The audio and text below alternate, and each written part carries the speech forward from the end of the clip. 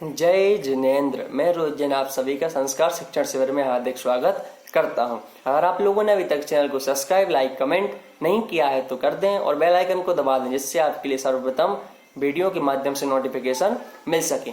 हम लोग पाठ 1 का क्या स्वाध्याय कर रहे हैं। आज हम पाठ 13 का और पाठ 13 के बारे में समझेंगे। अगर आप लोगों ने अभी तक पिछली वीडियो नहीं देखी है तो मैं डिस्क्रिप्शन में लिंक दे देता हूँ, आप उन वीडियो को देख लीजिए। चलिए आज पाठ 13 देखते हैं। जीव दया पालने का उपाय, अर्थात जीव दया पालने का उपाय।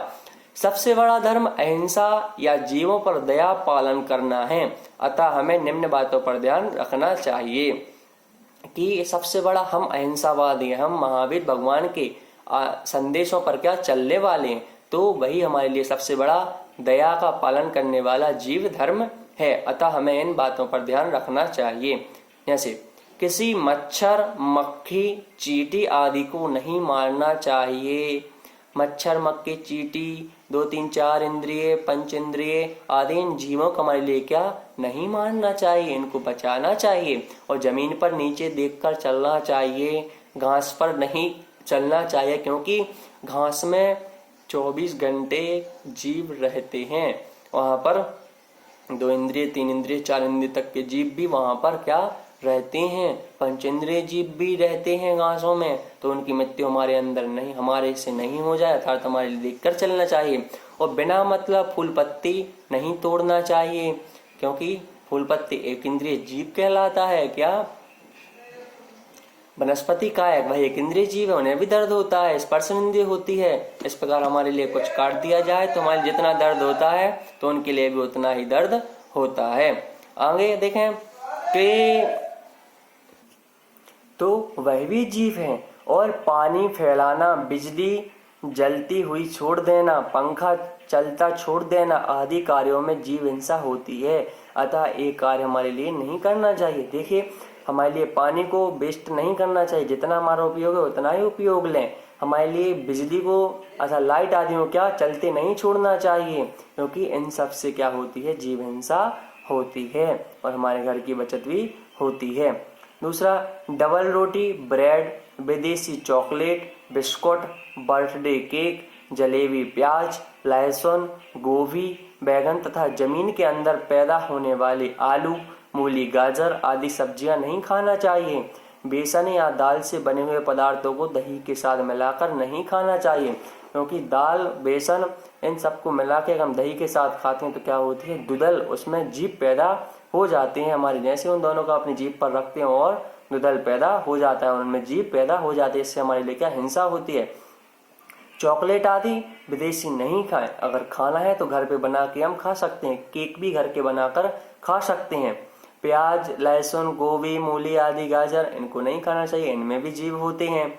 और बैगन तथा जमीन के अंदर वाले जो भी जितने भी वो होते हैं उनके लिए हमारे लिए नहीं खाना चाहिए, इनसे क्या हिंसा होती है और हम अहिंसावादी जैन धर्म को पालने वाले कहलाते हैं।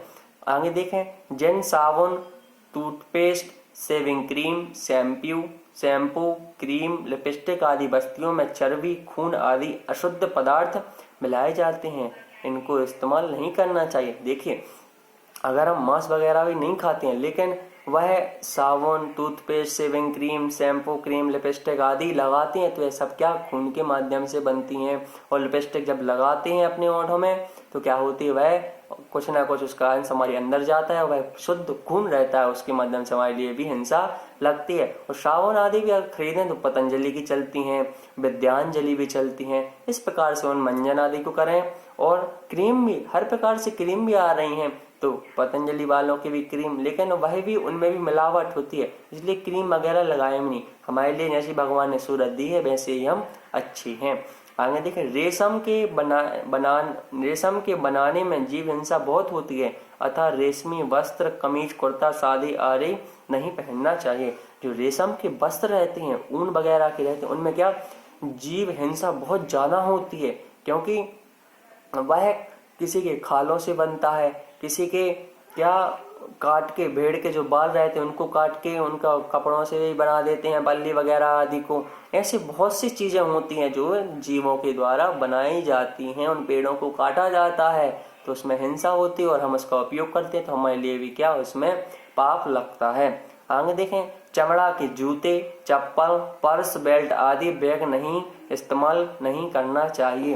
देखिए, जो चमड़े के बेल्ट रहते हैं, जूते, ठीक है, फिर उसके जो कपड़े भी, जो चप्पल रहती हैं, पर्स रहता है, बेल्ट रहता है और हमारा बैग, पर्स और महिलाओं को क्या जो बैग रहता है वह हमारे लिए क्या चमड़ों के नहीं खरीदना चाहिए, क्योंकि उसमें शुद्ध खाल का रहता है और गाय को हमारे भारत में पूजा जाता है, उसी गाय की उस चमड़ी के द्वारा क्या वह हर चीज बनाई जाती है। इसलिए तो हमारे मंदिरों में क्या जो चमड़े पहने रहते हैं उनके लिए मंदिर में प्रवेश नहीं दिया जाता, क्योंकि उसमें हिंसा रहती है, वह किसी के खाल की बनी होती है। इसलिए हमारे लिए उन चीजों को अपने पास नहीं रखना चाहिए, इससे हमारे लिए हिंसा होती है।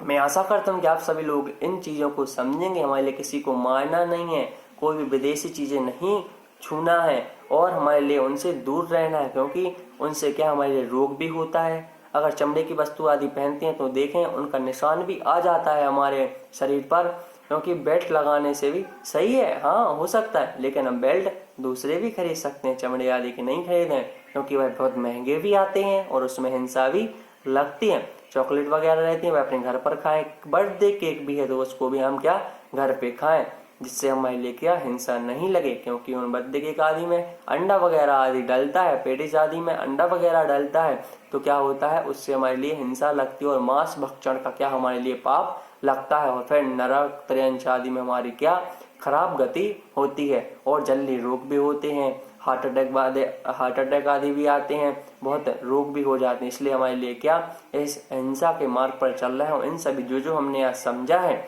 इन सभी को अपनाते हुए अपने जीवन में आगे बढ़ना है। मैं आशा करता हूँ आप सभी के लिए यह अच्छे से समझ में आ गई होगी। आप सभी लोग अच्छे रहें, स्वस्थ रहें, खुश रहें। पुनः आप सभी के लिए जय जिनेंद्र। अगर आप लोगों ने इस चैनल को सब्सक्राइब नहीं किया तो सब्सक्राइब कर दें, बेल आइकन को दबा दें, जिससे आपके लिए सर्वप्रथम वीडियो मिल सके। धन्यवाद।